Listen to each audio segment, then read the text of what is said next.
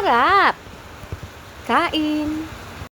Dahil maulan ngayon, for today's video, ang lulutuin ko ay sinigang na saba.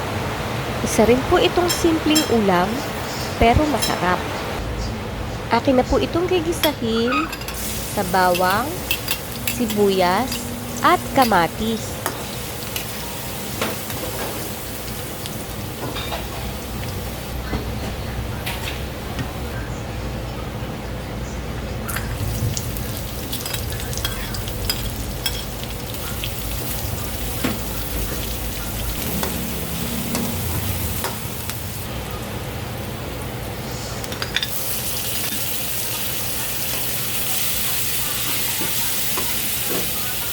Uunahin ko po munang ilagay ang sabaw ng saba para maluto ko po mabuti ang kamatis.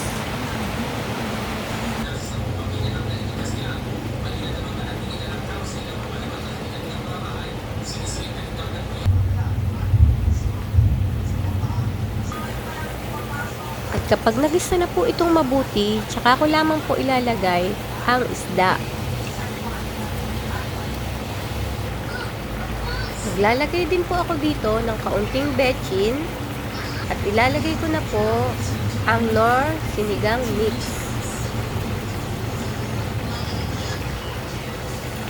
At maglalagay din po ako dito ng siling panigang. At ayan, luto na po ang sinigang na saba. Sana ay nagustuhan nyo po. Bye-bye!